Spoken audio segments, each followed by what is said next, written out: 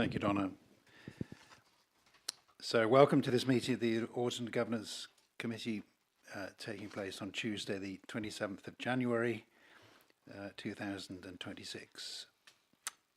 There are no people present in the room. Yes, there are people present in the room. Just no members of the public.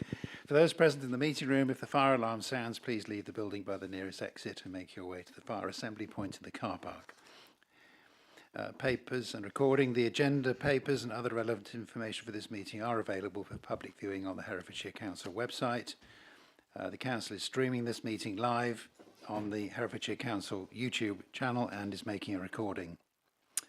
Others are permitted to film, photograph and record public meetings provided it does not disrupt the business of the meeting. There are no members of the public present. For participants in the room, please raise your hand to indicate that you wish to contribute. When invited to speak, please press the button on the right of the microphone unit and speak directly towards the microphone. Please remember to turn your microphone off once you have finished speaking. Please ensure that mobile phones, laptops and other devices are turned to silent. And finally, with remote participants, for participants in attendance remotely, can I request that you use the raise hand feature within the system if you wish to contribute and to introduce yourself when called upon. Please note that only committee members present in the room may vote. I'd just like to introduce the people who are remote.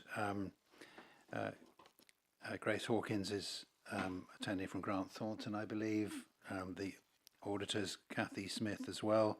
Lucy Carter, you're here as Head of Internal Audit. Lucy, are you present? Yes, thank you. Jake from the Independent Person, the Code of Conduct issues, you're there, Jake as well. And I think there are a couple of officers as well present. Thank you very much. So item 1 on the agenda, apologies for absence. Have any apologies been notified to the clerk? Chair, no apologies for absence have been notified. Thank you very much. So we have no substitutes. Declarations of interest. Do any members have any interest to declare on the items on the agenda today? I see none. Thank you.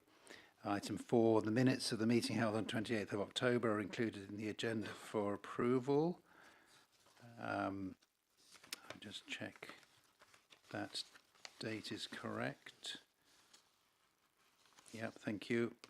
Included in the agenda for approval. No matters of accuracy have been notified to the monitoring officer. Are you content that I sign the minutes as an accurate record? Show of hands, please. Thank you very much. There are no questions from members of the public and no questions from councillors. So we move then quickly on to item number 7, which is the update to the finance and contract procedure rules. The government have in place quite complex rules for us to follow. From time to time they make changes, and I think the purpose of this review is to explain what changes have been made by the government and what we're required to include. Rachel, over to you, or Carrie. Thank you. Thank you, Chair. So this report presents the updates to the finance procedure rules and the contract procedure rules, FPRs and CPRs, as noted in the report. There are no changes to the finance procedure rules or guidance notes. We have undertaken a review of those and can confirm that they remain fit for purpose. In respect to the contract procedure rules, we have made some amendments, largely to reflect changes in regulation and legislation linked to the Procurement Act, which came into effect in January 2026. And those are outlined at paragraph 10 in the report. So happy to take any questions, Chair. Thank you very much. Yes, so any questions from any members of the committee?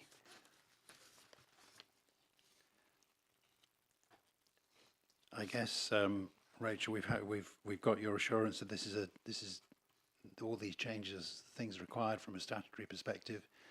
So there's probably no reason to have a particular debate. There's no particular one you want to draw to our attention.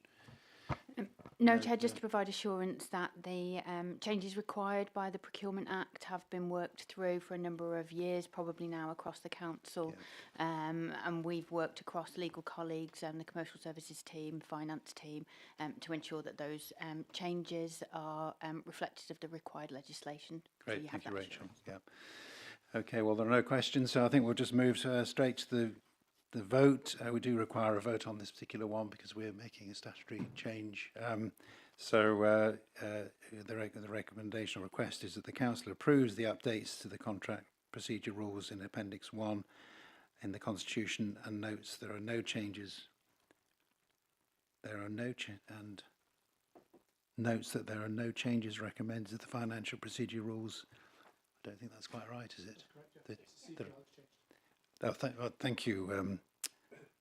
Thank you very much, Pete. That's very good. So we approve the updates, and we note there are no changes recommended to the financial procedure rules or financial procedure rules guidance notes. Thank you very much. So, show of hands, please. Thank you very much. So that's unanimous. Item number 8, Code of Conduct for Councillors. I'll pass this one over to Ben, and Jake, if you wanted to comment at any, when would you prefer to comment? Perhaps after Ben or later on in the meeting? Yeah, you're on mute at the moment. Yes, I don't know. Yeah, thank you. Different systems. After Ben said something, I perhaps might add one or two things, if I may, please. Great, fine, thank you, Jake. Thank you very much, Yeah, Chair. This is a 6-month update to provide an overview of how the arrangements for dealing with complaints are working in the Council. Since the last update to this committee, from 1st of April 2025, the Council has received 29 complaints for the 6 months of the year. Figure A in the report shows the number of complaints received since 2013. The numbers have been reducing since 2023, but for this year the number of complaints is almost the same as for the whole of last year. This is due to a number of complaints directed to multiple members and the same incidents. There have been no complaints raised against Herefordshire Council members.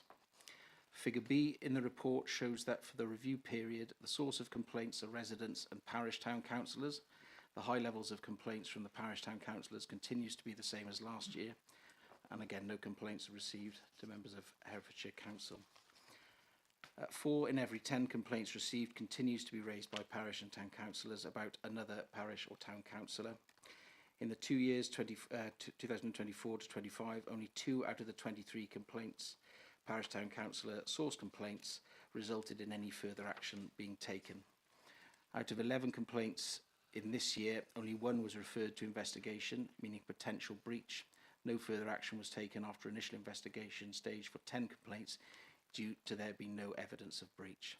This means that over the last 3 years, 34 complaints in the review period relate to parish and town councillor complaining about another parish and town councillor. All but 3 of the 34 were dismissed, as there are essentially no further action request. However, this requires significant Herefordshire Council resources to receive, consider and conclude at the first stage. The majority of complaints relate to disrespect, sometimes in combinations with other allegations, and disrepute. Figure E in the report shows the outcomes of complaints at the first stage of the complaint process during the review period. Out of the 29 complaints received, only 1 matter has been referred for investigation. 2 others are on hold from 2024 to 25, relating to the same councillor, as they are being considered by other statutory bodies under their own compliance codes. 28 complaints that have been closed during the review period because the complaint resolved at the initial assessment stage. Resolved includes where there was no finding of breach or where there is no further action being taken. No further action includes where the member has already taken remedial action to correct the matters in the complaint. Sanctions. Our arrangements are that where there has been a breach of the Code of Conduct and recommendations are made by the monitoring officer, the subject member is asked to comply. In 2024-2025, sanction recommendations were complied with, other than in respect of 2 matters that appeared before the Standards Committee relating to Ledbury Town Council. Where there was a refusal to comply with all recommendations of the panel, recommendations and guidance was provided to a number of councils and councillors, despite there being no breach of the code. Decision notices for all breaches are made public on the council's website. In conclusion, although there have been a higher number of complaints, 29 in 6 months, compared to a baseline 33 per year on average, over half of these relate to one parish town councillor and one incident. There are no complaints concerning Herefordshire town councillors. Almost 40% of all complaints continue to be generated by parish town councillors. In the past 3 years, 34 complaints were generated by parish town councillors against other councillors. Only 3 complaints moved to investigation. The rest were dismissed at an initial stage. Only one matter has moved forward to an investigation. Also draw the committee's attention to the informal resolution process. At a meeting of this committee on the 15th of July, it was agreed that the adopted arrangements for dealing with code of conduct complaints against members should include the option for parish and town councils to try and resolve the matter informally. Accordingly, to encourage the use of local resolution protocol, the recommendation was notified to group leaders in September. Changes have been included within the constitutional update report, which we aim to bring to this committee as soon as possible and then on to full council. We've also sought feedback from parish and town councils, and on the whole, this has largely been received as an explanation of why it wouldn't work or be adopted by their council. 2 have stated they'd consider it. So we move to the recommendations. Chair? Yeah, I think we'll stop there, Ben, if that's okay. Jake, do you want to comment now, or do you want to wait until some council have had the chance to ask questions? Could I comment now, if I may, please? Yes, please do, Jake. Yeah. Okay, thanks, Chair. First of all, the number of complaints received is a tiny proportion given the number of councillors that there are at town and parish level, as well as a unitary authority level. I mean, there are an awful lot of councillors, perhaps 3 to 5% give rise to complaints. So it's actually a pretty good record to have. And so I'd like to say that. The other thing is I'd like to say that the way the processes are working at the moment, certainly I can speak on behalf of my colleagues as well, seem to be really good. I mean, everything seems to run smoothly. We can work well together. The staff who are doing the business at their end seems to do a really effective job, and we're really pleased with the way that's going. And I think that's very encouraging. Compliments to the staff for doing all of that. However, and this is where I think I ought to say clearly that this is a personal view, but I think it's the view of someone who sits slightly outside the day-to-day. There is a question for me of whether the process that we're managing actually delivers for the electorate in effective terms. That's quite an important question to ask, because the government has already published indications of what a new standards regime might look like, although we haven't seen any of the detail of that. That might appear in the next few months. Let's give us some examples of where things might not be quite right. Paragraph 17 of the report refers to complaints on hold because they're going through another process. I did a little bit of digging. The other process concerned involves criminal cases. There was an application for having them struck out that was supposed to have been heard last week. I haven't heard anything to say whether they have been or not, so at the moment they presume they run. The dates set for the court cases, if they are to be heard, are September 2027 or January 2028. Now that is actually after the next scheduled date for council elections, and it seems very odd that we have a position where we are stuck as in a process where a decision can't be made and the thing can continue. Of course, the individual is innocent until proved guilty. Nonetheless, there is something about public perception there about whether these things are dealt with appropriately. That's not a criticism of Herefordshire Council, that's a criticism of the external system. Second one is on paragraph 20, there's the reference to the hearings where there was a refusal to comply with recommendations of the panel, which involves sanctions. This again is a matter that's important to the public because it does raise questions about what the value is of having a process if actually there aren't effective sanctions or if they can't be applied. Again, I'm not going into the details of the case, but the fact remains that decisions formally made are ineffectual, and it's a shame because the limit for that is actually what the Localism Act says, not necessarily what Herefordshire Council would like to happen. And the third thing is the issue of where complaints are dealt with and they're fine, but it still leaves a dysfunctional council. And there is one parish where I know Herefordshire Council has had to appoint 2 parish councillors just so that the council can continue to function, because there is a big dispute amongst people within this very small parish, that means that the parish council can't operate effectively. Lots of reasons. I'm not going to again propose to go into why that may be the case, and there are lots of possible theories that we could float.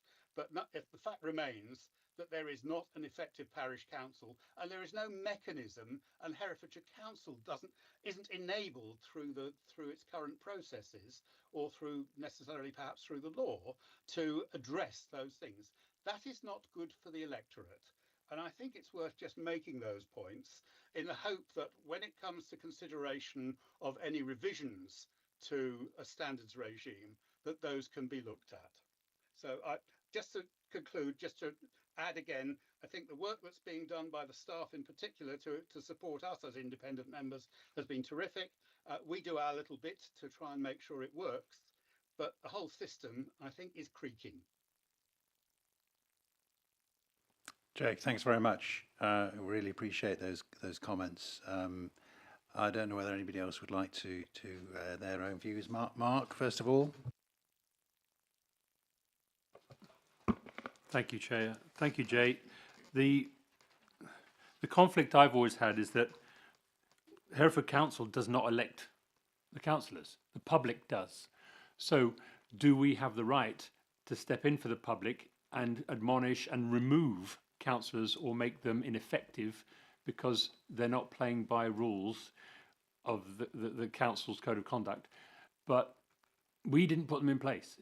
Surely it's up to the public to be given the information so that they have then a mechanism to remove the person they elected. Otherwise, we're interfering with, the allocation of people and their jobs. You know, we're interfering with public democracy. Thank you, Mark. Yeah, Peter first, and then Robert. Just in response to that last comment.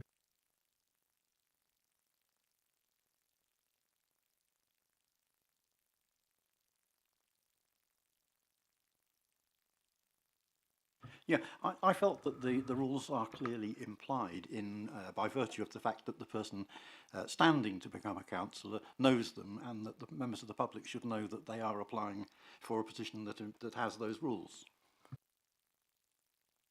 Yeah, Robert. Yes, am I not correct in thinking that the penalties available to a standards committee have changed or are about to change to answer one of those issues, that there will be a power to suspend in future? Is that not right? Ben, would you like to comment on that?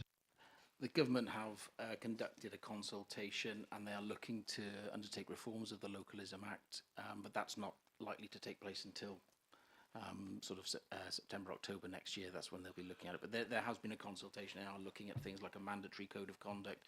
Like Next year or this year? This year, sorry, in October, November. So they are looking at that, what that will fully look like or finalised. We're not clear on, but a consultation has taken place, and things like suspensions, like a mandatory code of conduct applicable across the board, is being put forward. Yes, I was at a conference and the minister said that as soon as parliamentary time allowed, they would put through these changes. So who knows when that might be.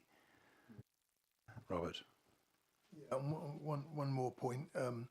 On the, I'm a bit disappointed that there's been a lack of uptake of the informal resolution that I suggested, because I've sat on 2 full hearings and they're expensive. There's a lot of people involved. There's a lot of background work that goes into it before we actually sit, and the costs are considerable. And given that the current powers of the committee are so limited, all we can do basically is publicise our finding. That's about the only sanction we have. It's a very expensive process, and if it could be short-circuited by an informal resolution case, and at least one of those two cases should have been resolved informally. It should never have come to the panel, but we had no choice in the end. So I'd just like to say, if it's possible to encourage the use of informal resolution, it could be a big cost saver. Yeah, Robert, we'll come on to that towards the end. Has anybody else got any comments on Jake? Jake's got his hand up as well, so perhaps you like, Jake, to your comments? Yes, a couple of things. First of all, in response to Councillor Woodall, yes, of course, people are elected by the electorate, and the electorate should make the decisions. However, there are cases where leaving things to the electorate doesn't actually work very well. Think about cases of bullying or harassment. Those are things which are not best dealt with by leaving them to the electorate and the hustings. These are things that should be dealt with by as individuals being addressed by the system, not through a collective model. So I just feed that back. It should be a last resort, but nonetheless, it should be a power to suspend in such circumstances. And as far as the use of informal resolution is concerned, all I would say is that my experience is that people who make complaints or who have complaints made against them tend to be quite dogged. And it may be that that's one of the reasons why the informal resolution doesn't work necessarily. Thank you. I've got a question which you might want to comment on, Jake or Ben, but there doesn't seem to be a shortage of complaints, and I was a little bit concerned at one stage that people were getting a little bit fed up with the process, that there's never complaints on ever being upheld. So you know, what kind of, why bother?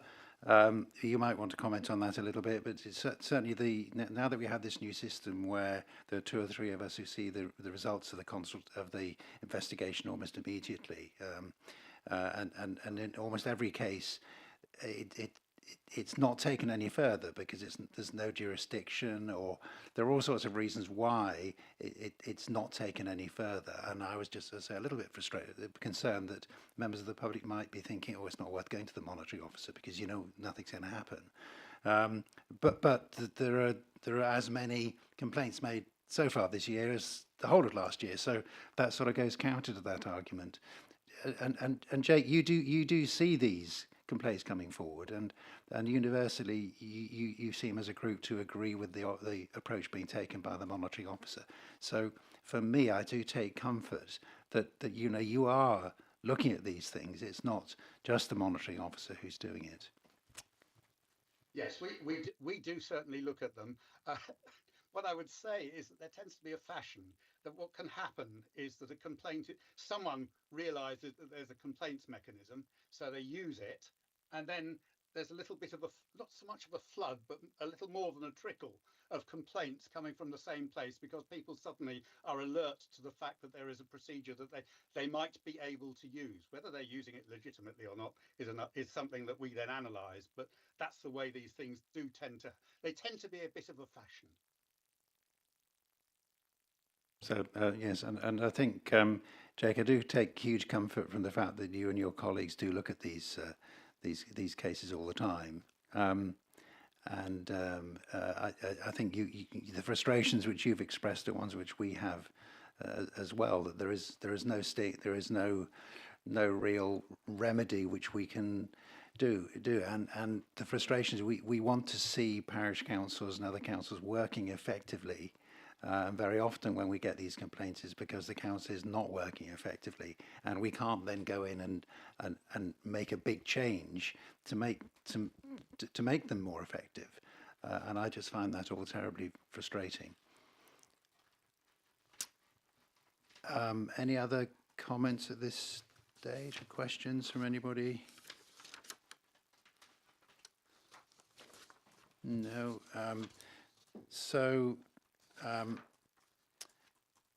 It is hugely disappointing, I think, that the 2 councillors involved in the case in Ledbury have not seen it right as to apologise for their actions.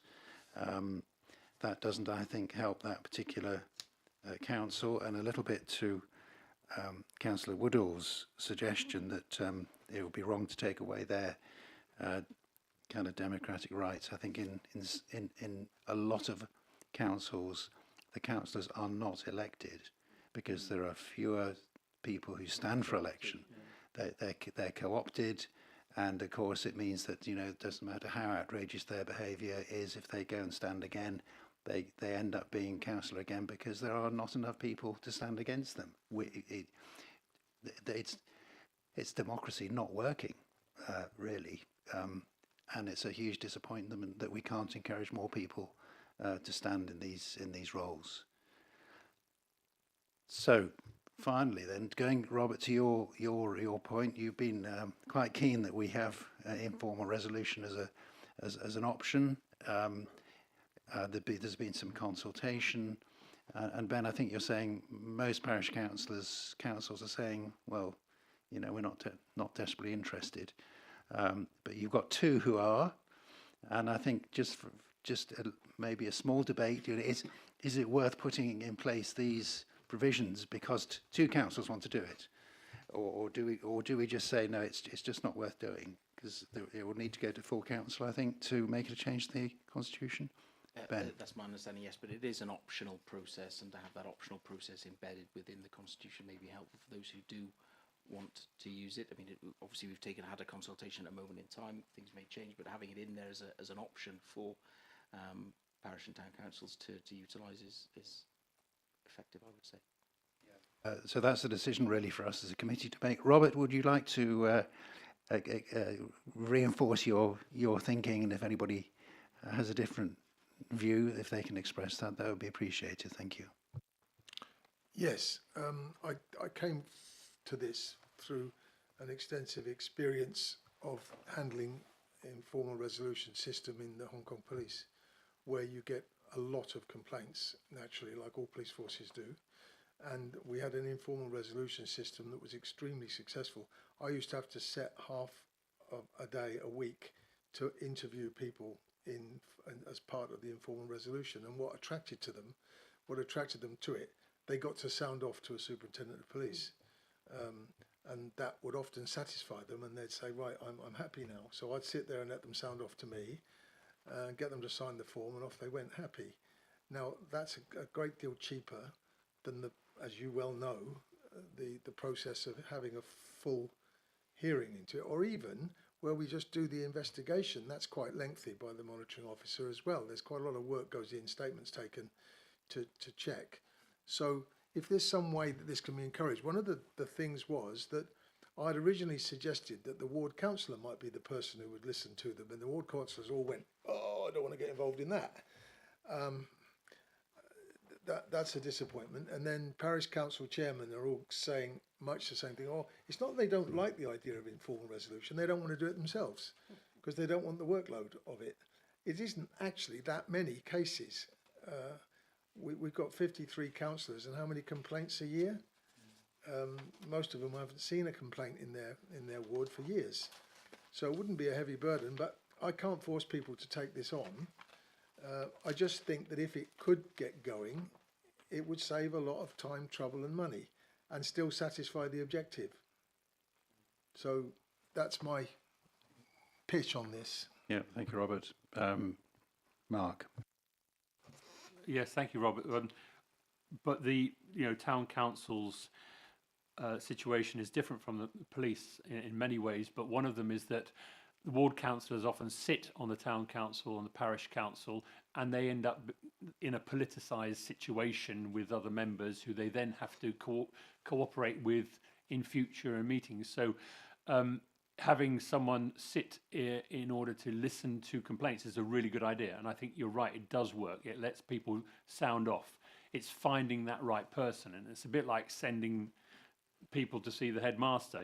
Basically they have to answer for themselves in front of somebody, and then informal is signed off. The trick is to find the right person. And the monitoring officer is already a very expensive resource. So who is it to be? And if that can be identified, I think I'd be happy to support it. But we need to identify how that mechanism. Ben, are you able to say which two councils have think this is a good idea? I haven't got that information on me at the moment, Chair. Apologies. And I was just wondering whether they were town councils or parish councils, because a lot of the issues we have at the moment, it's Ross Council, Town Council, and Ledbury, and you know the small councils perhaps can be dealt with slightly differently, but you don't have that information. Apologies, I don't. Okay, I'm fine. sorry. Does anybody else want to express a view? Chris, you don't. You know. Okay. Chris is on Ross Council, aren't you? Yeah. Okay. Well, look, I think do you think it's worth but- me putting a motion into the full council on this and let them decide? I think I'd like to propose that we do put this to the full council from the Audit and Governance Committee. We'll have a vote on that in a moment. Because we've done all the work, and even for two councils, if it worked with them, then it would be worthwhile, and then there would be learnings, and hopefully other people would follow it up. The only question I've got really, Robert, from you is that having sort of read it and seen it through, are there any minor improvements and changes you might want to make to help to improve the take-up? Well, it might be helpful. I mean, we all attend our parish council meetings, and I have to say I'm guilty too. I haven't run this by my 5 parish councils, and perhaps it would have helped had I personally introduced the idea to them. And perhaps we could ask ward councillors who have parish councils and town councils, would they be willing to discuss this with those councils and see what they think, get some feedback on that.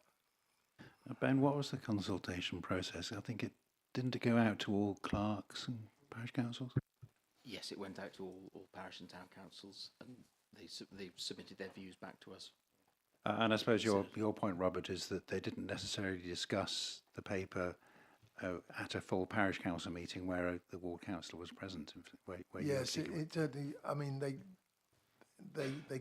never raised it with me, and I never chased it up, which was a mistake of mine. It needs a bit of selling, doesn't it? If we're going to do it, as Mark, Vice Chairman Mark just said, we need to find the right people to actually help carry out this procedure. I don't think it's that burdensome. The numbers of complaints aren't that high, and it would just be listen to the person who's complaining, and it might not then solve it, but at least if they get listened to, they might say, well, I'm happy you've heard it, and you know what's going on. If it was to go to full council, there might be an interesting debate. I'm wondering whether you're thinking, is it quite the time yet to engage with full council, or would it be better to do a little bit more work on it? I think we need a bit more work on it, but I would like to take it to full council, but it won't be for the next, certainly not the next meeting, and the Well, one it'll after. probably be the AGM, I think. I think the next meeting we're going to look at some constitutional changes, and then it will be wrapped up in that, and then go to the AGM. Peter. Thank you, Chair. Yeah, like Councillor Highfield, I have none of my parish councils have raised this matter in front of me. I wondered whether Ben can tell us if we have any feedback on the analysis of the feedback that we had from the councils that you said we did have. Ben, yeah. I haven't got a full analysis of that, other than the tone was basically to explain why they didn't want to accept it, or they thought it wouldn't work. I mean, we haven't done a full analysis of that consultation. I feel that perhaps we should see that before really taking it much further. Okay, so Ben, will you feed that feedback back to Sean or whoever is looking at it? It needs perhaps a little bit more polishing, and perhaps Robert and others can go back to their ward council, their parish council meetings. I don't think the parish council. Well, I know the parish councils that I've involved with this would not work with them. Yeah, and I certainly don't want to be involved in trying to resolve the issues. I've got enough on my plate without trying to resolve these issues, which are very difficult. So we put it on hold at the moment, and perhaps Robert, if you speak to Sean to see what you might be able to This, get I into. will. And can we put this on our agenda for our next meeting, and then we can decide if we're going to take it further or not? Okay. Okay. I believe that the changes are going to be included within a constitutional update report, which Elaine, we're going to bring to this meeting. Yeah, John? Oh, Jake. Sorry, Jake. Yeah. Yes, thanks, Chair. Has anyone discussed this with the Herefordshire Association of Local Councils, with HALC? Because they might be a body that might have a role in such a process. I think HALC do, actually, but it's not every council that's a member of HALC. And HALC I don't think HALC can offer the service which they provide with this sort of mediation to councils which are not part of HALC. So it's a wider, this is a wider proposal. But I think we'll take that one away as well. Jake, thank you.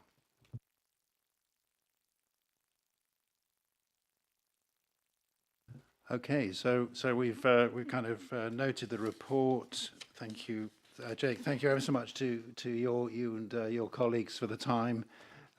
It's very impressive that you seem to be able to deal with things almost immediately. It all helps to oil the wheels, and I agree wholeheartedly with the concerns you've raised. Ben, I think you certainly got a Welsh accent. I don't know. Have you worked for Welsh authorities? I think the government in Wales have a different approach, don't they, to codes of conduct? Yes, they do have a different approach in Wales. I did work for a local authority in Wales, and there is a bit more teeth to the process. There are teeth to the process with the adjudication panel for Wales and the Ombudsman, but the Ombudsman deals with complaints. So it is a different process in Wales with a. Yeah. So the Welsh have more teeth than we do. But, right. So I think we note the report. Thank you to the independent persons, and thank you, Ben, to you and your staff who have a good system working. I think there was some criticism a few years ago. I think it's now working really, really well. So thank you for that. Right, moving on. I think to is it internal audit? Yeah, internal audit report.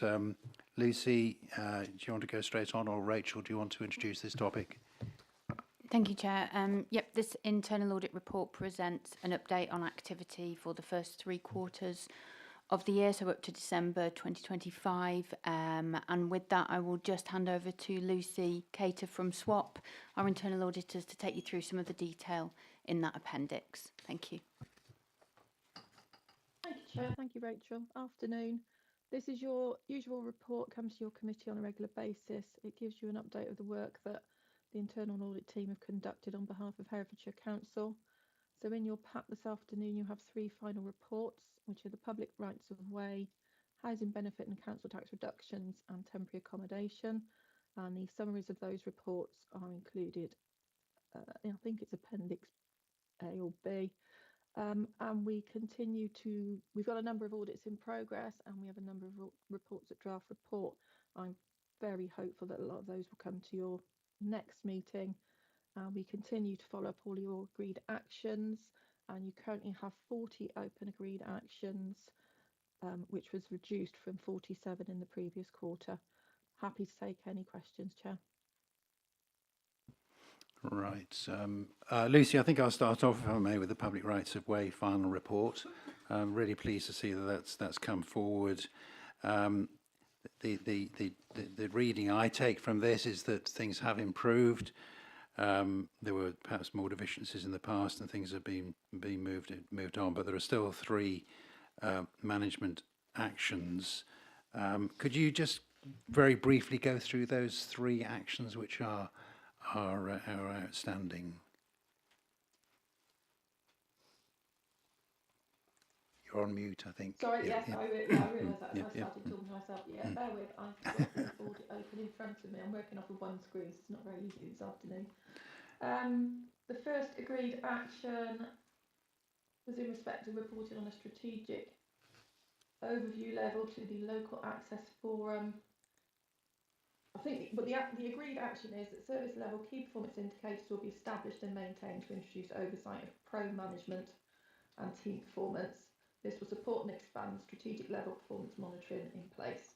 So that was the first agreed action. That was a priority 2, which had a date of the 30th of November on it. The next action was that procedure documentation will be created to capture the function of the public rights of way service, primarily maintenance, ensuring that governance and decision-making framework, grant procedures, monitoring and routes to market are included where appropriate. Again, that was a priority 3 with a target date of the 31st of December 25. And the last agreed action was an annual service plan will be explored to allow the team to continuously develop delivery of the public rights of way. And that has an end date of the 31st of March 26, and again was a priority 3. But we'll continue to follow those up as part of our liaison meetings with Herefordshire officers. So this wasn't the reason for my asking this question, but where do I see those 3 in this report? I'd expected to look at the report, the 3 priority actions, and I'd expect to read 1, 2, 3. I thought I'd identified them when I read it, but okay, they will be in that part of the report you've got. So the yellow and the key conclusions, that yellow box is your first agreed action, which is your priority 2. And then the other 2 aren't specific, I don't think, to the covering report.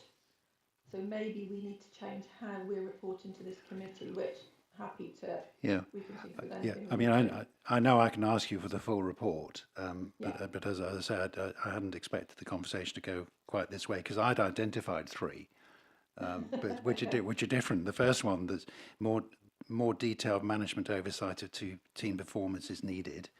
That's the first thing. The second one, work has since been completed by the service to implement structured, routinely financial and budget monitoring reports alongside more comprehensive grant spent reporting and monitoring. That was the second. And the third was that something presents a single point of failure with the level of experience and knowledge sitting with key individuals across the service, which struck me as something which perhaps required some action. Okay, that's interesting.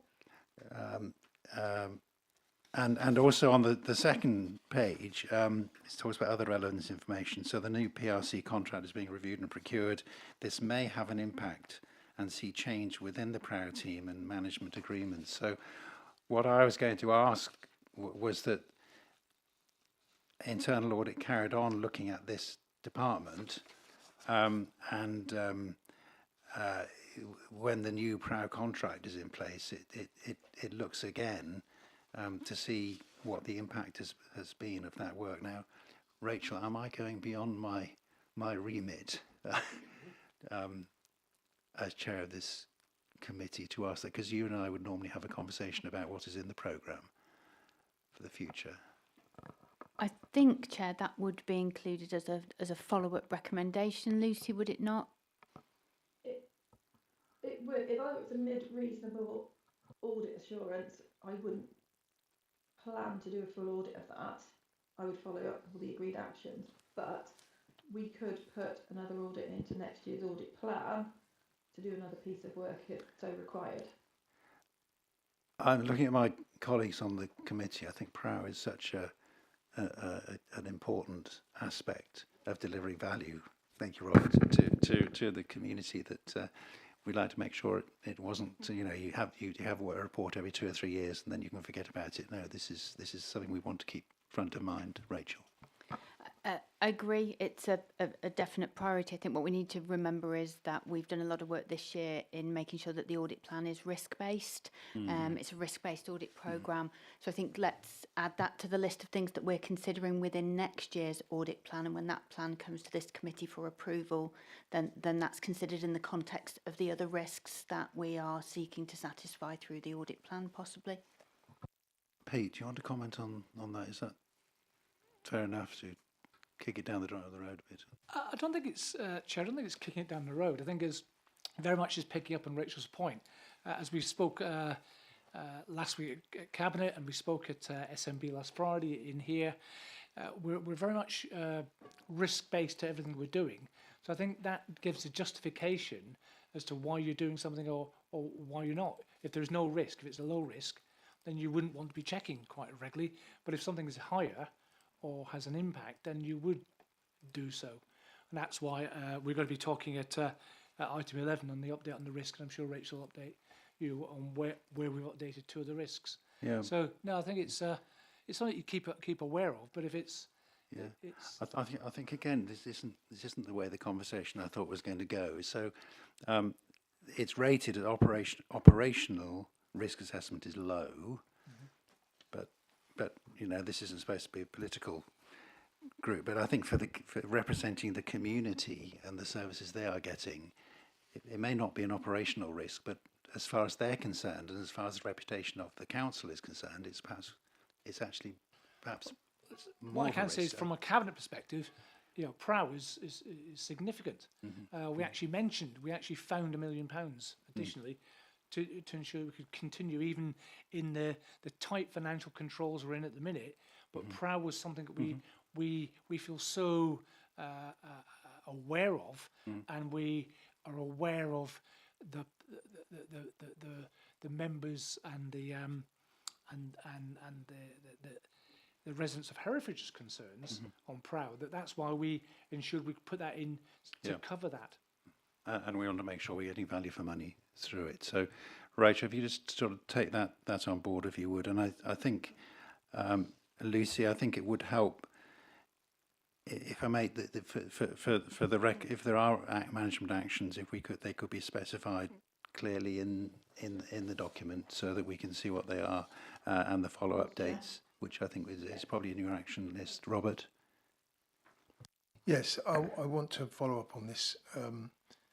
The risk factors, which I'm very glad that Rachel said she's going to look at to reassess for next year's programme. Just to remind everybody what the issue is with PREL, we are legally required to maintain our public rights of way to the level of the expected traffic along them. That's a legal requirement that is placed upon us, and the £1 million that we're making available for parishes, wonderful. I'm glad we've been able to keep it going, but only a fraction of that will be towards rights of way, and that's mostly for repairing gates and so on. We've got a lot of work that needs to be done on the network, which is difficult to afford because we're financially constrained, but we have a legal requirement. So there's the risk. We have financial constraints, but a legal requirement to do what is necessary within a reasonable time to make the network available for the expected traffic.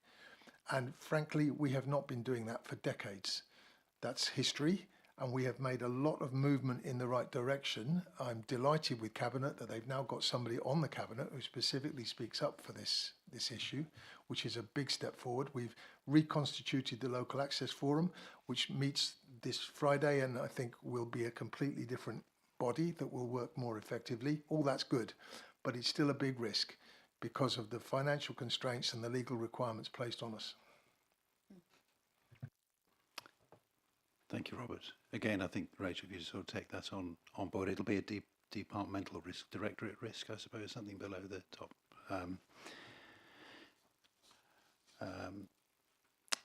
And if we can have that looked at in next year's programme. Anybody else, any comments on that particular audit element? Mark? Thank you, Chair. As usual, I have a nose around the dashboard for this particular one. Yeah. Oh, sorry, go on. Yeah. Okay. And on the PRO, and there were 3 management actions, and it doesn't sort of indicate whether they're codependent. So if one of them gets blocked, do the other get blocked? Because looking at the dashboard, it shows that there are still 3 in progress, because this is the October report, and I suppose the dashboard is showing it bang up to date. And so there are 3 action plans in progress, which have got to all finish in time for end of year. What are the dependencies between these action plans? Are they distinct? There are no dependencies from our perspective. They're right. all individuals. So if one gets action, we can close ours straight away. Understood. Thank you very much. Mark, that's helpful so we can go on the dashboard and see what the management actions are, which I hadn't done, Lucy. But so it's a matter of what you put in your summary, and I just felt that I'd like to see it in the summary somehow, if that's possible. Yeah. Moving on then to housing benefits and council tax reduction. Lucy, did you want to comment on that one at all? No, I don't believe there are any issues with that report because we gave it a low substantial. There are no agreed actions because everything was as it should be. And similarly with temporary accommodation, that was given a mid-substantial assurance. There was one small priority 3, but other than that, both areas are working well. So when I read the report, the housing benefit one, it contains statements, says there appears to be a lack of information sharing from Hoople to the council to enable them to close off other complaints. So I read that and I thought, that looks like a potential action to me. So can you explain what's happened with that, Lucy? It's presumably not an action. It's not a formal action, no. It's more of a. I think people need to get better at communicating with each other. Yeah. And so the lines of communication are better. So is that something then is taken on within the council? Yes. Or is that something which is followed up, recorded, or whatever? Or it's not been recorded, no. But the service area have the report, so. And what we'll do, we'll probably pick something like that up when we follow up, when we do next year's audit, just to see if things have been. But there's no formal agreement between the council and Hoople Group for the review and investigation of results. Therefore, presents a current gap. There's no, and then service. The one positive I think is service key KPIs are in development with Hoople Group and awaiting approval. Therefore, no testing has been completed at this time. So KPIs are. It's all sort of work in progress. It's all work in progress. Kerry, I don't know whether you have a particular view, whether this is something you'd picked up, but from an audit perspective, is it sufficient for us to receive this report with practices which aren't the best and should that? I would have thought that if there was a comment that something wasn't as perfect as it could be, then it should be an action to be taken on board. Lucy? Right, I think the difficulty we're finding is this a Hoople issue or is this a Herefordshire Council issue? And that's what we can't quite get to the bottom of, who does that agreed action fall with? I think Rachel's coming in. Oh, Rachel, yeah. I mean, I would argue that responsibility lies with the council, and we manage that through the SLA. So I think that's an easy one to solve. I think what I would say with this one, if we look at the audit scope, which internal audit must then report against in terms of their findings, there were no findings specific to the scope. I think what audit are bringing out, because the nature of internal audit is it's not a prescribed activity. If you find something, you can keep asking questions, which is the great thing about internal audit. So I think what they are highlighting here is not weaknesses maybe, but areas where things could be strengthened, which is why they're reported not as a finding with an action, but something to note for future enhancements. But if we refer, in terms of your scope as Audit and Governance Committee, you're receiving assurance on the agreed scope of work, and the agreed scope was around specifically testing that end-to-end process for housing benefit and council tax reduction applications, and no weaknesses have been found in those areas through the course of their work, because they have that opportunity to ask more questions. They've identified those other areas which of course we would not ignore, but they're not a formal action against the agreed scope. Frank. I just wanted to pick up on that last comment that Lucy made and wondered when that would have actually been resolved, because she was saying we don't know whether it's Hoople or Herefordshire Council. When would Lucy have actually asked that question? Is it Hoople or Herefordshire Council? If that hadn't come across ourselves today, would that question have been answered? I mean, from a council perspective, I don't think we are unclear that if it's a service carried out by Hoople, it's our responsibility. I don't think we're shirking away from that. We're accountable and responsible. So I will consider, Lucy's team are new to the council this year, so whether we just need to have some more discussions with them around to confirm that is our expectation around some of these services managed through the SLA. I think that, Peter. Just one thing, Chair, just to say that, of course, the council tax reduction was voted on back in February. Of course, that will be brought back up again at this February for reduction taken into next year. So it's a vital aspect, I think, for those members of the community who struggle with their council tax, that we actually are able to offer them relief on that. But also, it's not just CTR. There are other measures that individuals can go to take that off. But there's about 11,000 residents who avail themselves of the service. Yeah, I agree with you, Peter, wholeheartedly. And of course, it's important that the ability to take advantage of that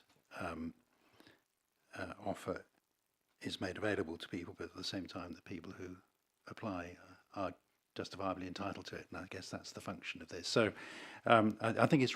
I accept your your explanation, Rachel, absolutely, and I think it's great that as a result of the work being done by internal audit, they go a little bit out of scope and they find these things and they then report on them. It's just a matter of how they're followed up. So, Lucy, thank you for your work on that. I hope you don't think I'm being too critical in asking all these questions, but I think that's the function of the committee. Okay. And then finally, the temporary accommodation. So there's one priority action there, and I did note here that the last key conclusion, KPIs are set corporately and reviewed regularly at director and business board level. The team proactively adapt and add new KPIs to improve data analysis and trend overview. So I thought that was a very positive observation to have been made. The first item about key conclusions, records lacked sufficient detail to enable effective oversight, limiting the service's ability to highlight missed income and subsequently track arrears where applicable. So the priority 3 action presumably is related to that. I'll either prefer to my colleague to the right, who's busy on the website at the moment. It is related to recharges, Chair, yes. Yeah. So that the recommendation for that is what? Bear with. Councillor to your right might get there quicker than me. Don't know.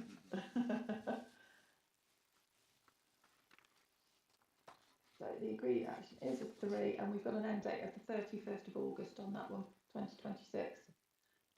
Okay. And the action was to continue to embed records and governance of rent collection of temporary accommodation provisions. And again, it's to do with recharges. Okay. And on the second page, other relevant information, it's mentioned that it is important to note that the TA service has introduced a plan to reduce B&B use in line with MHCLG guidance. This initiative, alongside the acquisition of assets to create more suitable housing options, represents a positive forward improvement plan and should be acknowledged. Peter. Thank you, Chair. So obviously this current year we put £5 million in, which has been used to buy the John Venn building, which will be coming online in the next year. We've also bought 4 accommodation blocks, in the Buttercross building in Leominster and some others. And based on the success of that and the impact, the positive impact that's had, this year's capital programme for next 26-27 will include £10 million to do even more. So it's something we're very much aware of, and it's not only is it good, it helps us on the revenue side, but it's the right and proper thing to do, because we don't want young families and people living in temporary accommodation. We'd rather they live in their accommodation. Yes, and we're looking forward to that building in the city being refurbished. I hope I hope Because not only the will it costs will be provide managed. the accommodation, but I first came to Hereford in '78, and the John Vane building was a beautiful beautiful building of that era, and I thought it looked wonderful, but obviously it's just grown into disrepair, and now we've got the opportunity to bring it back in again as part of that architecture style. Any other questions from members of the committee? Oh, Peter. Sorry, Robert. And My arm looks like his. then Aubrey.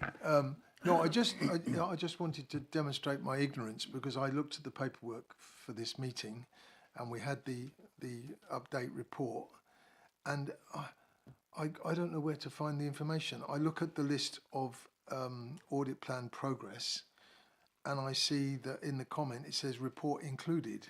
Where do you find that report? I'm going to get a silly answer here because I've been stupid, but I don't know where to find it. So, for example, I'm interested in public rights of way. It says final report, mid-reasonable, 312, report included. I think that's on your page 87, Councillor, if you scroll down a bit further.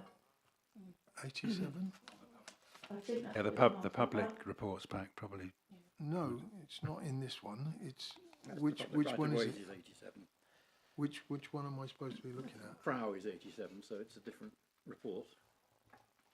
But that's just a summary with doesn't give, as we said, it doesn't say what those management actions are on that summary. So I wasn't able to see a full report about what was. If you'd like to see a full analysed. report, we can have access to it. I'm happy to email one out to yeah. the committee. I think that would be helpful, Lucy. Thank you. Yeah, thanks very much, Okay. Lucy. I mean, I don't need to, because there's particular areas we're individually interested in, and I would like to have read the full report on that particular aspect, and I couldn't find it, so thanks. Of course, yeah, I'll email that out after the meeting. Aubrey. Thank you, Chair. Yeah, as a councillor, I find it distressing that we have to continue to provide young families with children in bed and breakfast accommodation. And I would sincerely hope that we, over the next year, 2 years, this was vanish away. I know we are planning to build new council housing stock, but how long is it going to take us to solve this problem substantially? Well, I wonder, Peter, you could answer it, or I could say, Aubrey, that might be one for the budget discussion, and at the full council, you may want to raise that and even suggest an amendment to the budget if you wish to, Aubrey. But we're not planning on building council houses. That's not what we're doing. We have a statutory requirement to provide temporary accommodation. So that's what we're addressing, and we're putting off our limited funds that we have, £15 million over 2 years, to address that. Because as you say, Councillor, and I represent Cabinet here, we all are not happy that young families are in temporary accommodation. We'd prefer them to have their own accommodation for a period that then links them into other affordable housing and other options. So that's what we're putting in place. It also then has the benefit, from my perception as Cabinet Member for Finance, it eases the burden on our revenue of about £480,000 a year that we're paying for temporary accommodation. So it's a two-pronged approach, but it's the right thing to do. So, Aubrey, you've been given the saving figures there, so you know where to look in the budget if you want to make an amendment. Yeah. I mean, the problem is paying £480,000 to temporary accommodation. If we had council housing stock as we used to, we would be receiving 480,000 or lesser amounts in rent from these families, enabling us to build more council housing stock. I think Peter. Come back Sorry, again. but let Peter. I think we'll leave that for Aubrey if he wants to follow it up with another scrutiny committee and looking at that issue and getting all the data. Then that would be great. It's not that it's irrelevant. Well, it is very important, Aubrey, but I think perhaps a different committee. Kerry. Can I refer back to page 84, the summary? There remain 28 on the over 91 days overdue. we can never get to perfection, but what do we think a satisfactory level is? Rachel. I mean, a satisfactory level would be the smallest number possible, is my response. I think probably what would be really useful for committee at the next update is for you to see what those actions are and how long they have been outstanding. Are they 91 days or are they 450 days? So I think I'll work with Lucy to bring that that greater detail for you, and we can just explain a bit about the process as well as to how those are worked through and resolved to provide assurance. Excellent. Thank you, Rachel. You've got 2 months to get that all done. Yes. Any other questions? Okay. So Rachel and Lucy, we've had 3 reports for this meeting. I think it's been useful to see those. There are 3 more, I think, which are awaiting management sign-off. I think we've got assurance that 2 of those at least are almost ready, and hopefully the 3rd one as well. There's another draft report for HUG 2, and other reports, which I'm sure by the time of the next meeting will again be close to finishing. Presumably as many as possible need to be completed by the 31st of March so that we can have the assurance statement or whatever ready for that time. So, Rachel, you must be stretched as a department with the budget and everything. You're okay with committing to getting those all done in time, and Lucy the same. Are you I don't know whether the other councils you're dealing with, whether they're all in the same boat with lots of reports all coming together. I mean, just from my perspective, obviously some of the remaining work for the rest of the year are part of the key financial systems audits, and they happen on a rolling basis anyway. And unlike external audit, internal audit work, you know, we don't have a 31st of March cut off for that work stopping. What we do have at the 31st of March is the creation of the development of the annual governance statement to consider whether sufficient assurance has been received across those areas. So that's what we need to consider in terms of the work completed. I've got a fantastic team who at this part of the year find another gear, and they'll find another gear at year end and another gear when we come to the audit process. So we will continue to work as hard as we can with the quality that you expect from us to get everything we need. Great, thank you. And my final observational question really goes to the final item, which is on the agenda for today about risk management activity. And there's been some good tweaking to the risk profile, and R4 and R5 are now identified as at greater risk. We have an audit program which is risk-based. So in response to these risks being higher, has the program been changed, and what assurance do we have that the work that's being done focuses on these issues, the particular one about failure to deliver capital major projects within identified resources and planned time frames, resulting in significant overspend and reduced project outcomes. That phrase doesn't jump out at me when I look at the programme over the next few months. Rachel, what's your comment on that? So in response to your question, has the audit plan been updated to reflect those changes in the risk scoring? The answer is no. We will continue to review whether it's appropriate to add new audits in and swap audits out, but that isn't currently planned. There's a review of the Q3 position that will come to Cabinet in the not in the next meeting, but in the one in March. So as you'd expect, we'll consider that as part of our review of the corporate risk register. There is no current plan to increase the internal audit work, that of course is not the only response to changes in the risk scoring. So what you will see, and we'll get onto this in the next agenda item, is that the actions and mitigations need to be strengthened where we identify that increased likelihood and impact through the risk management framework.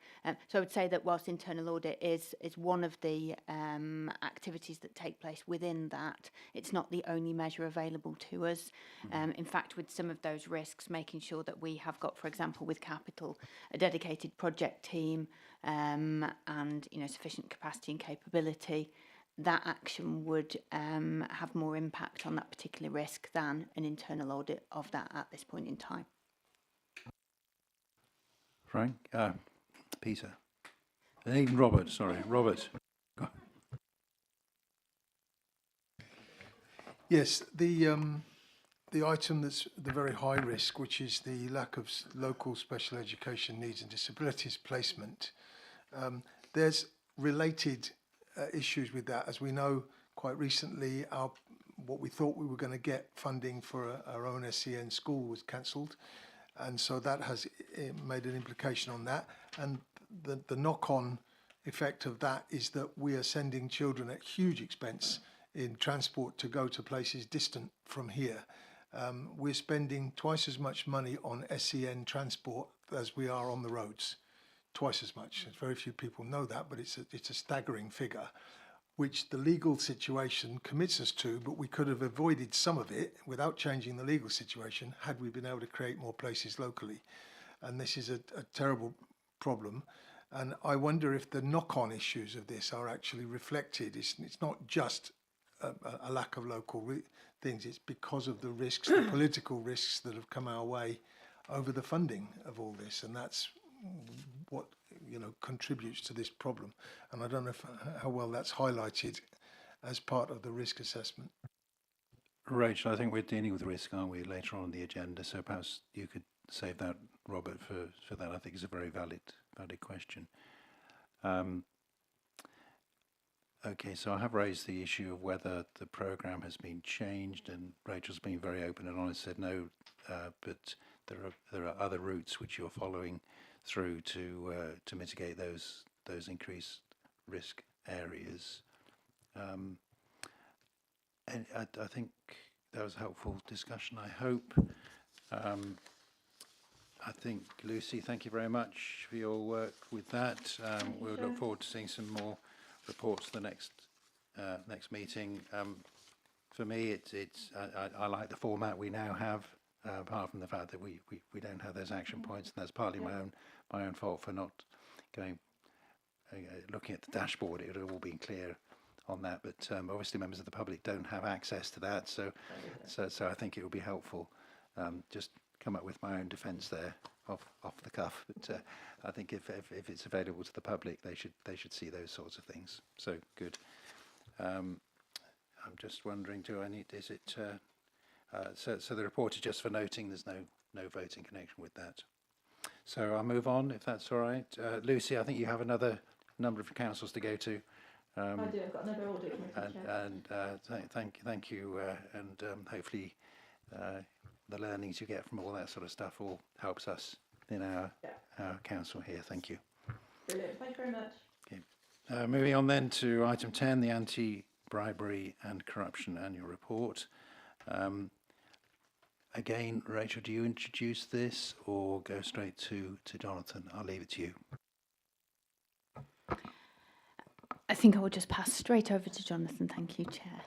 So Jonathan, you're remote, and we look forward to you summarising the report. Thank you. Good afternoon, Chair. Committee, can I just check that you can hear me okay? Yes, absolutely. Brilliant, thank you.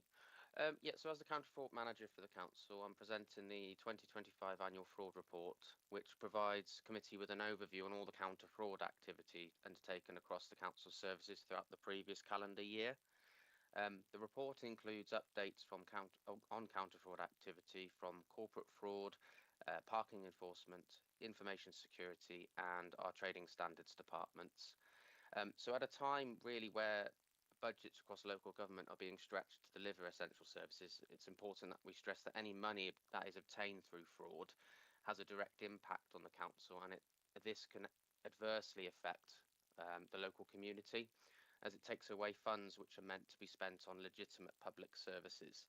So as the Counter Fraud Department, we continue to strive to add value into this report for the committee. And as such, I just wanted to note a few enhancements that we've made from this report compared to the last year.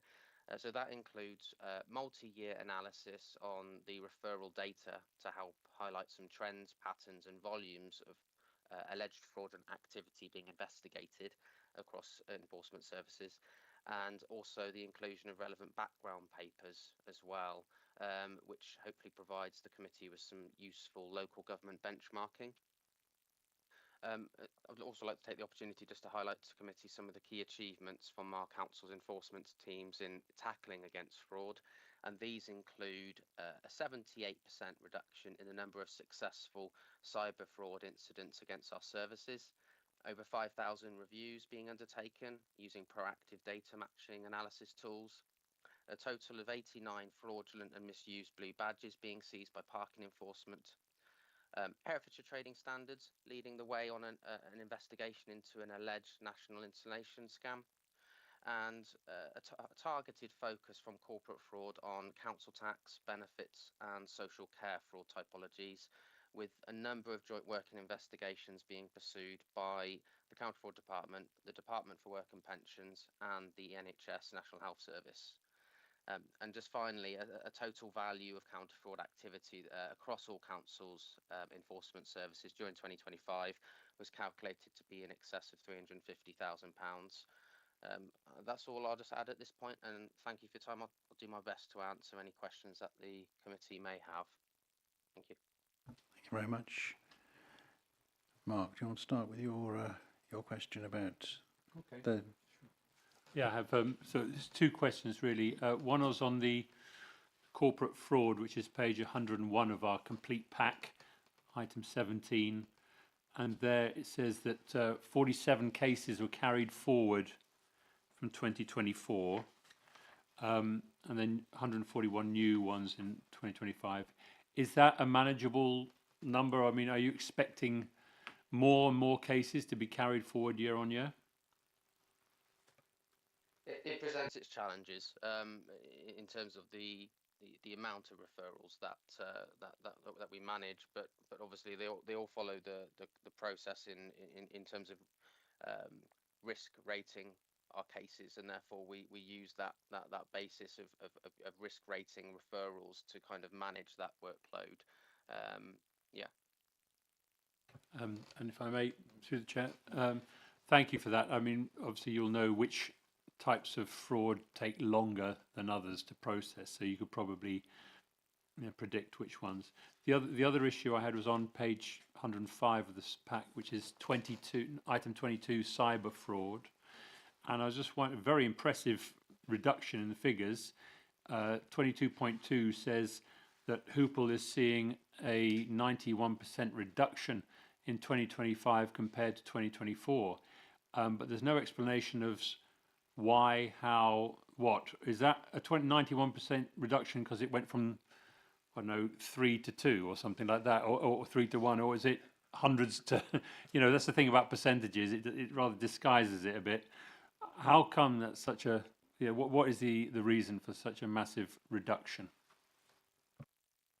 Thank you. Yeah, so I've taken the liberty of just of clarifying that with the IT department, and very much it's the speculative answer would be there would be external factors such as artificial intelligence playing somewhat into this, where organised crime might be targeting certain organisations more than others. The internal side of things we can report on is that we've got a very functional alerting system that IT uses to identify potentially compromised devices quickly and isolate them. Through regular staff training on cybersecurity, that's helped staff ensure that they can recognise phishing attempts and suspicious activity, and therefore reduce the likelihood of a device being compromised to begin with.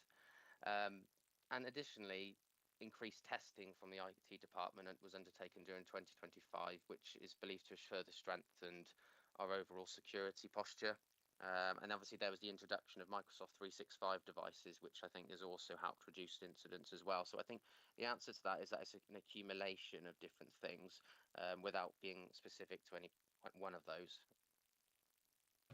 Okay, thank you very much. So there are changes like the Microsoft 365. I know my machine got upgraded and changed, and we had it last year, didn't we? We had everyone in the offices upstairs bringing in all our laptops and all getting updated. So that's great to hear that that's been effective. You're also saying that the alerting system, which might be part of it, was that new as well? I think it's not necessarily new, but it's just effective in the way it functions, I believe, and that it's the IT department's able to quickly identify when devices are being compromised, and that kind of ties into when staff need to be trained as well as to when to report such incidents as well. Because what's key to mention about this page is that the council and Hoople receives a vastly significant number of cyber attempts, as do most organisations. It's the number of successful attempts that we're reporting on here, where we obviously are isolating those devices quickly, cleansing them, and then redistributing them appropriately as well. So that's a significant reduction in that number. If that makes sense. Thank you. Thank you. Next, anybody? This time it's definitely Peter. Thank you, Chair. Just a quick general question. I noticed the total value saved of 356,392. Is there a sort of total cost that can be applied to that? Are we showing a sort of profit on our activities? Jonathan, yeah. Not that I'm aware that we've got that figure available, but that's something I could potentially take away with the finance team and see what we could provide. Okay, thank you. Rachel, is that something that can be done? I think I think your question is how much do we spend on fraud activity versus how much do we, how much can we quantify the impact? And certainly we can, but what I would say is the pure fraud activity within the fraud team is one cost, but there's lots of corresponding work across the council through regulatory services, training standards, etc. So it wouldn't really give the broad picture, but what I can confirm is that the investment that we make in our prevention detection work and the resources of the team, and that includes the team in Hoople across the Council Tax Reverend Ben's team, we are definitely seeing a return on that investment. It's a small, modest investment. I would love it to be more. We can never investigate and detect all fraud, but I think what we have, and we're providing assurance to you as a committee, is that we have appropriate arrangements in place. That actually answers my question fully. I understand that, but pinning an exact figure to it would be totally impossible. Thank you. Any more? Kelly. Do we have an understanding of the average value of an incident? Are we having a lot of small ones, or is the quantity going down but the value going up, or vice versa? I'll start this one, and Jonathan can help. So we have a tool that records all of the instances of fraud that Jonathan manages, and within that we categorise the type of fraud as well as the value, and both of those together enable us to allocate a risk rating, and then that determines the work priorities across the teams and individuals. So I think we are definitely seeing an increase in volume, that's undoubted. I think there's a mix in values, but what we do is we try to look for themes in that as well. And if we are seeing an increase in council tax fraud, we think about things that we could do to respond to that, to prevent it in the first instance. We see spikes throughout the year linked to activity around National Fraud Week and that promotion of awareness. We see an increase in the volume of referrals in that time period. So I think we've got a good tool in place to enable us to understand that, and we continue to look for patterns within it that we then can use to direct our activity. Peter? No, Robert, sorry, Robert. Robert, apologies. We know that in the last year, Marks and Spencer's, Jaguar Land Rover, they presumably employ the best sort of IT people, and yet they suffered really seriously with cyber fraud, ransomware attacks actually.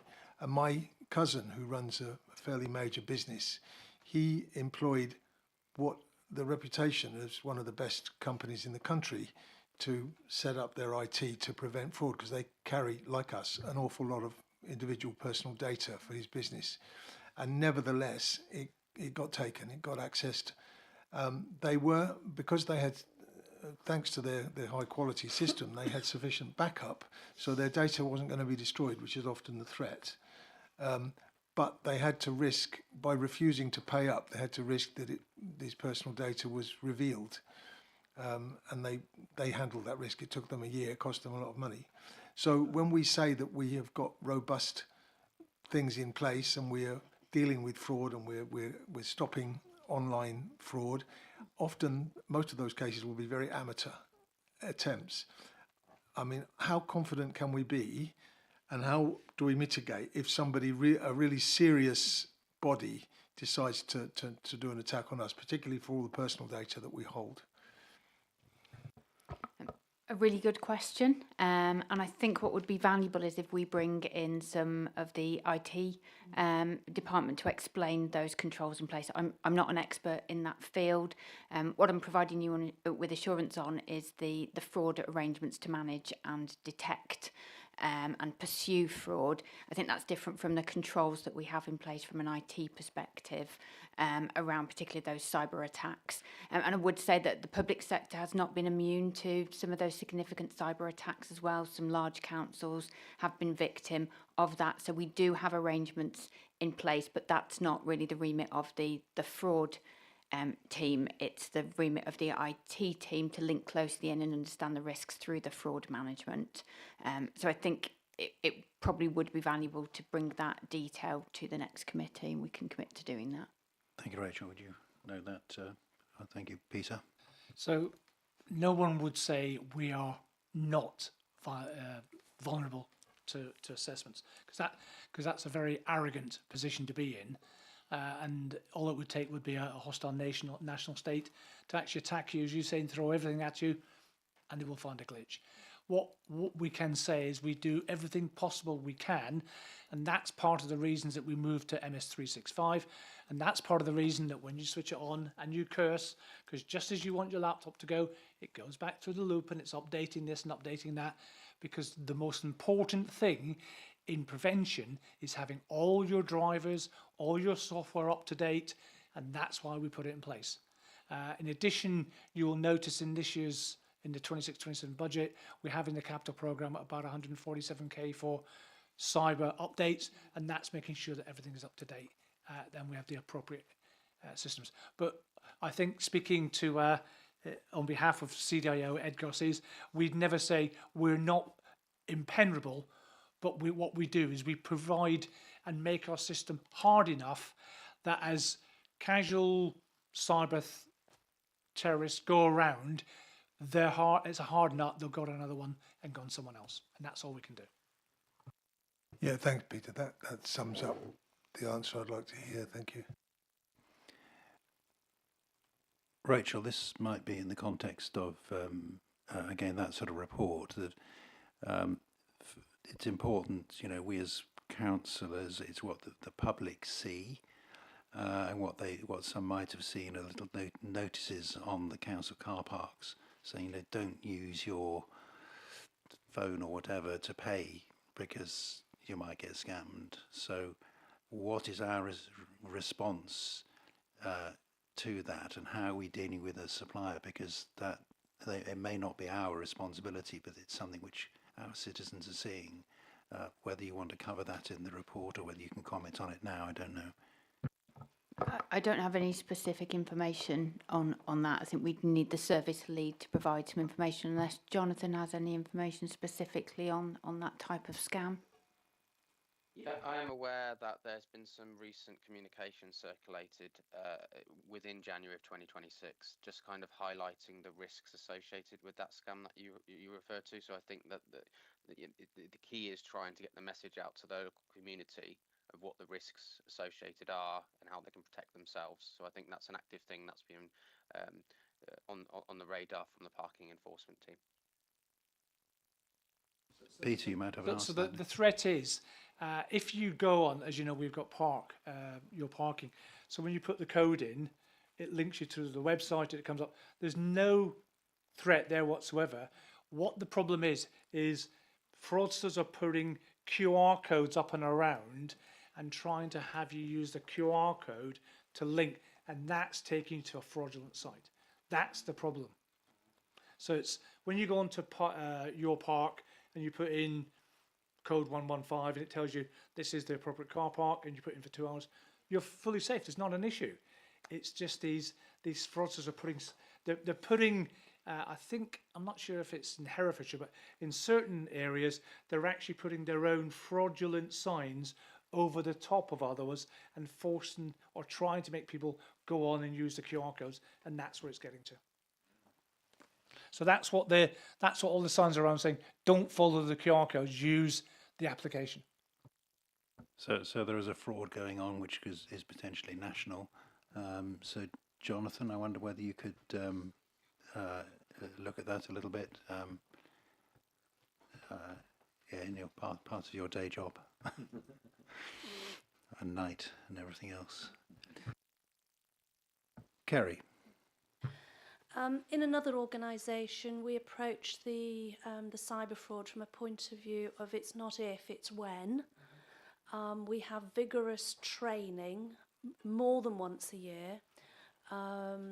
Also, the IT team lob tests at both students, staff, and of course the Marks and Spencer one was actually a remote working contractor. So have you got assurance in terms of the risk of any temporary staff, remote staff, training for everybody, that it's being done and it's not just being tick box? There's some very simple ones out there which are really not helpful. They don't test you particularly well. So Kerry's very, very right. So if you look at the major cyber attacks over the last 10 years, they're not actually on the servers and the hardware of that parent company. BA, for example, was done through back in 2019.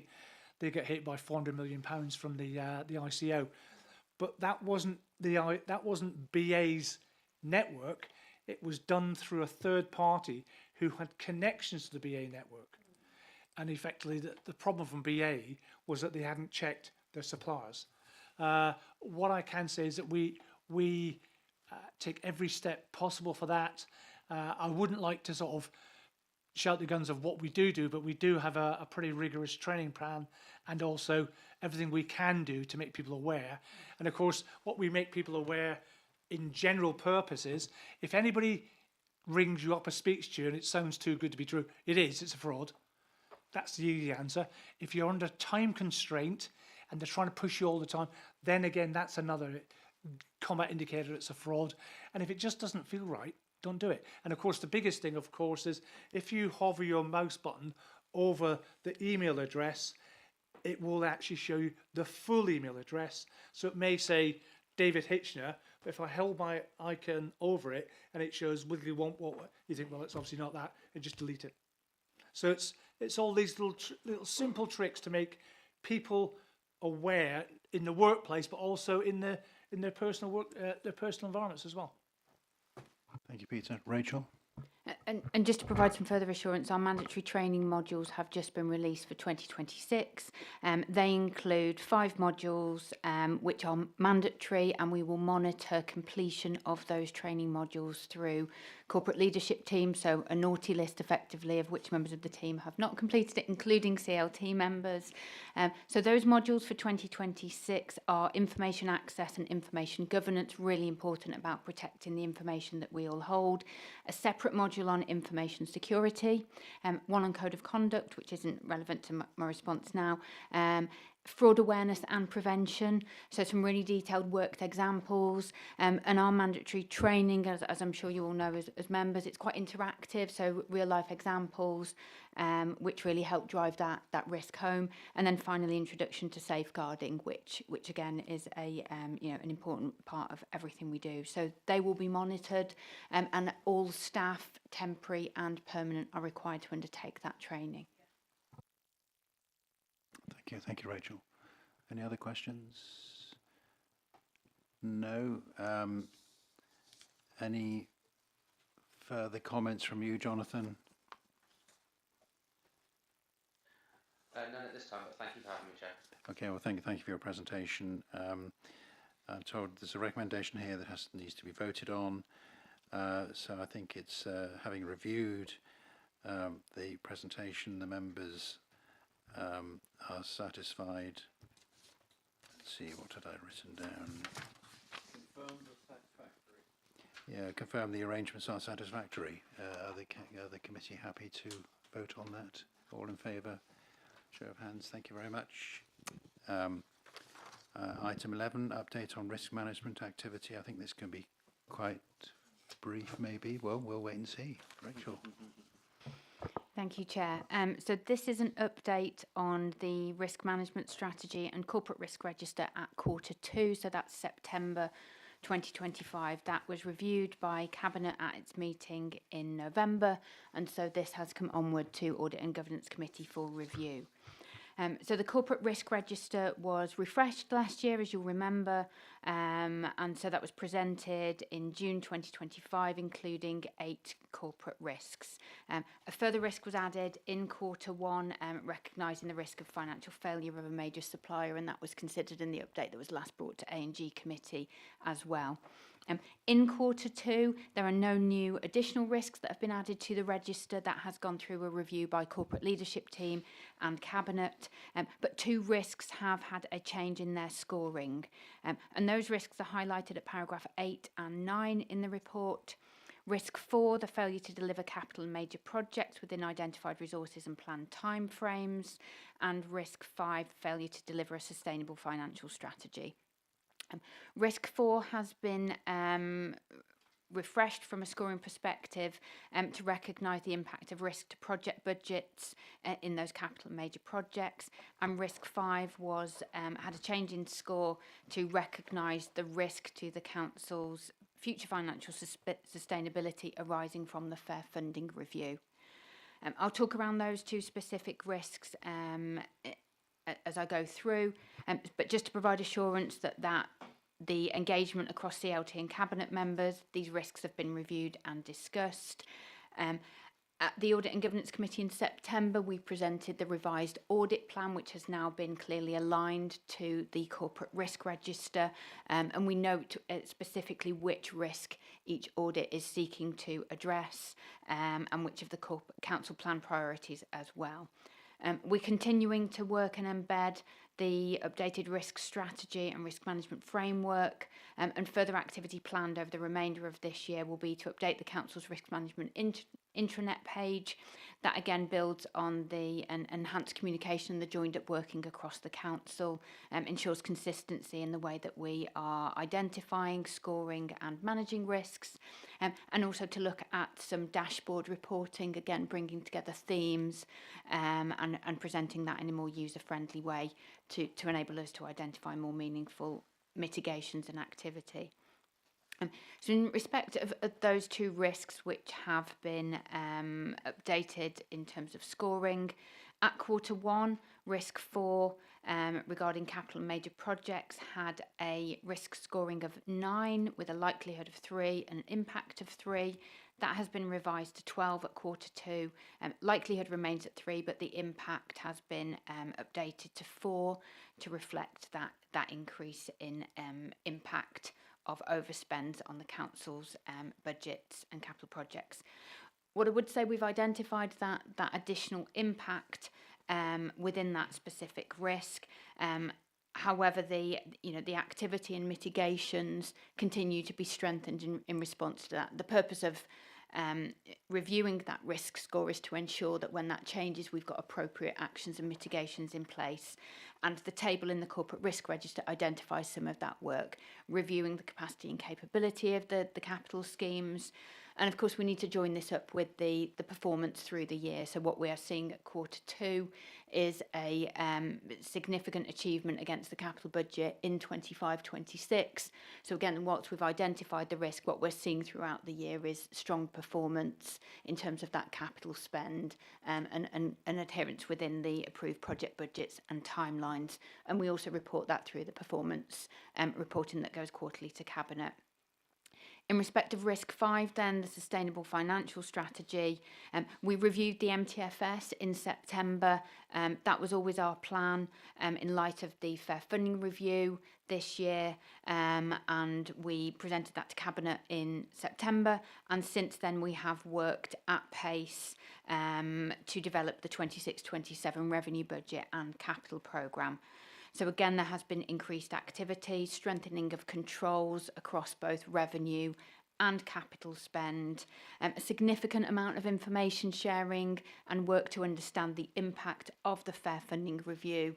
And whilst that work has not been able to influence a favourable outcome for the Council's funding position, our response in terms of starting to develop a future financial strategy for 27-28 and onwards is explicit in the MTFS. We understand that this is a longer medium-term risk, and so we are placing plans, putting plans in place to address that from April. Thank you, Rachel. Any questions? Robert, did you ask about? Yes, I asked about this before because the risk 3, which is the one that's very high, we know why that is. I alluded to it before. But there are related risks that could even be a separate risk item in the register because of the need to send children all over the place in transport. The specific costs of send transport should perhaps be a risk on its own because it's financially threatening. As I said, it costs us twice as much as we spend on the roads and on the public realm. So maybe Peter wants to come back on that. So we're addressing the corporate risks and we're addressing are the measures and the process we've put in place appropriate. What you're doing is you're actually wanting to address the individual risks. Those risks sit not at the corporate but at the directorate level. So that specific item, you're quite right. It is expensive, it is a challenge, and we are on top of it. But there's no if there was an easy answer, it would have been solved. It isn't an easy answer, and we're working tirelessly to drive that cost down. But you're quite right, and that's part of why in this year's capital programme we put £10 million for the alternate provision and the PRU, because just like with SEND, if we're sending children outside of the county, the average cost to educate a child in the county is £16,000 a year. As soon as they cross the border and go over to Worcestershire, to Gloucestershire or Powys, it's up in the £75,000 a year bracket per child, and that doesn't include the additional cost of transportation. And that's the same for the PRU and the alternate provision. So therefore, we're driving that. But rest assured, we are very much looking at the cost of SEND. And not just SEND, home to school transport in the wider realm as well. Yeah, thank you, Peter. Mark. Thank you, Chair. This isn't probably very fair because we've just had the swap review and the swap audit. But I've noticed that of these corporate risks, some of them don't have any audit activity planned for them at all. Like R3, the one that's just been mentioned about SEND, but also on R6, R8, R9, there's no audit coverage in the system yet. Can you comment on how long it takes for audit to get ready to start acting on these risks and whether it's relevant for all of them? Maybe some of them it's not relevant, but it will be helpful. So thank you, Councillor Woodall. So the first thing I'd say is that from looking at the MTFS and other bits and pieces, we had, and we quoted back last week at the SMB, the CPC, the Corporate Peer Challenge Review that we had back in June, stated that Herefordshire Council are a good council, achieving well, delivering for the people of Herefordshire, and that the information that we assessed and put in our MTFS, medium-term financial strategy. Basically, it's a financial plan for the next 3 to 4 years. It's normally added into the revenue budget as an annex. So what they were saying was that our MTFS that we put together for January 25 was based on sound and pragmatic numbers. What we have we addressed with the SMB last week was they were saying that they want a lot of scenario planning in there, and we're saying no one else in the country does scenario planning. What we do in best practice is we look at sensitivity analysis. So what if this, what if that? That's what we tend to put in there. And then in addition, our external auditors have said that the assumptions that we are making in our budget planning are sound and good. So what I can say to address back to you on that sort of aspect, there's not an internal audit, but there's an external audit that's looking at it and saying, yes, you are doing best practice.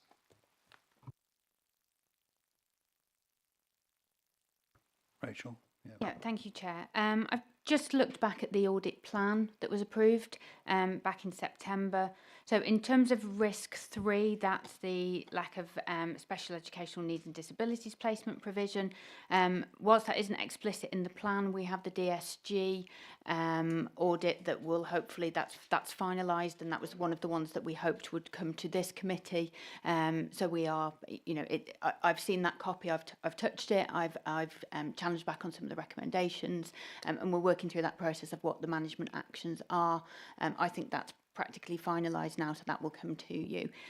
In terms of the other areas, I think there is appropriate coverage, and that was considered and confirmed by Audit and Governance Committee in September.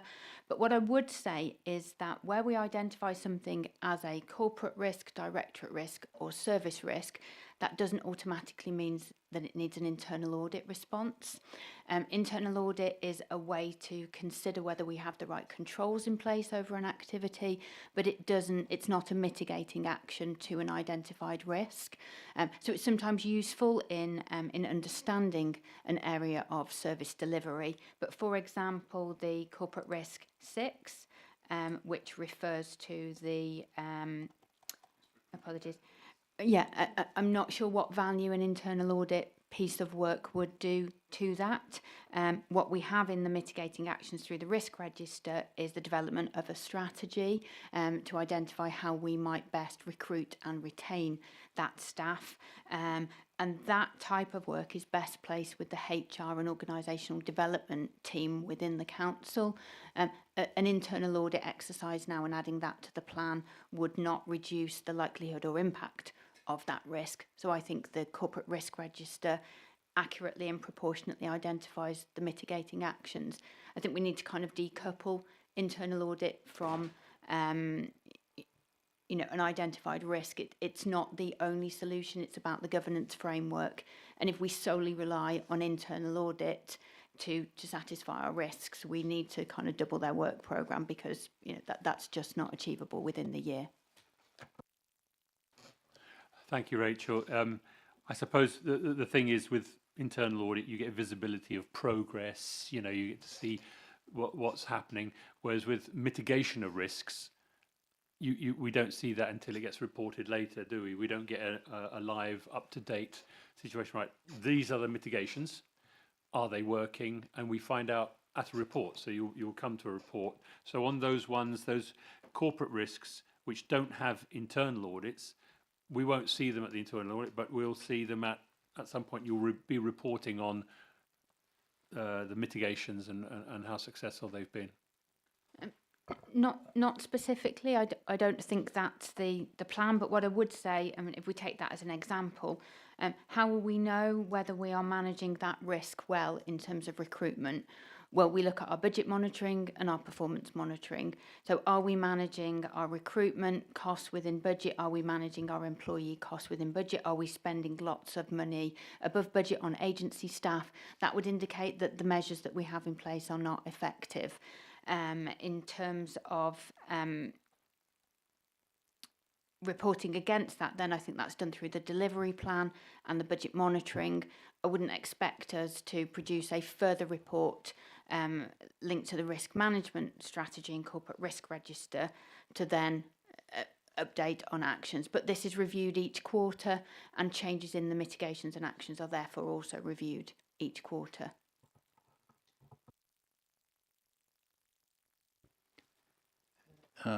Yes, Aubrey. Thank you, Chair.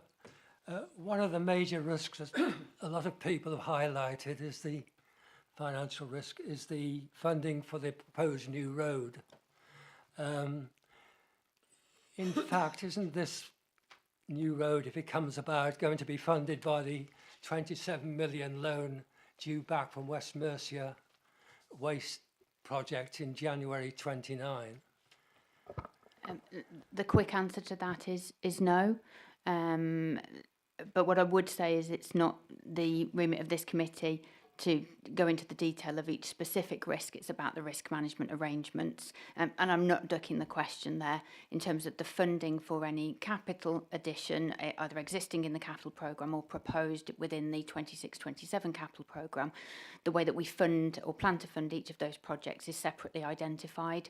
And whilst any money returned to the council will go into our cash balances, funding is identified through the capital programme as either prudential borrowing, external borrowing, capital receipts or grant funding, and that's explicit in the documents that have been presented to Cabinet and will go through full council for approval. But I think that the purpose of this committee is to understand the risk management arrangements and how effective they are, rather than getting into the detail of a specific risk at this point. Peter.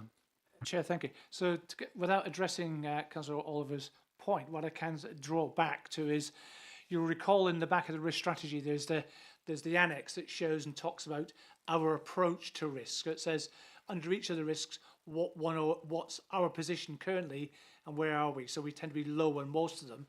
One of the points we brought up with SMB last week was a board member raised the issue of the Treasury Management Strategy, and should we be looking at getting better returns on our investments, to which we responded that currently our risk states very clearly it's liquidity and security and return afterwards, and that's what's been approved by full council.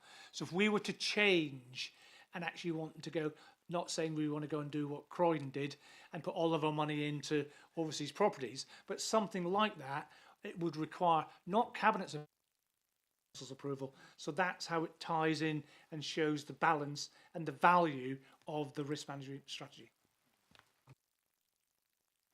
Thank you. Any more? I'm really pleased to get this report, and I think it's great that we see some change in the ratings. I think Kerry may want to comment on this, but I think one which every time sees the same is well, it just gives you much more comfort the change. But of course, the changes here are to the impact. The scoring there is going from 3 to 4. The likelihood remains the same, and in my own mind, I'm trying to work out. Okay, so in a way, the likelihood, if the likelihood score had gone up, I'd be a little bit more concerned.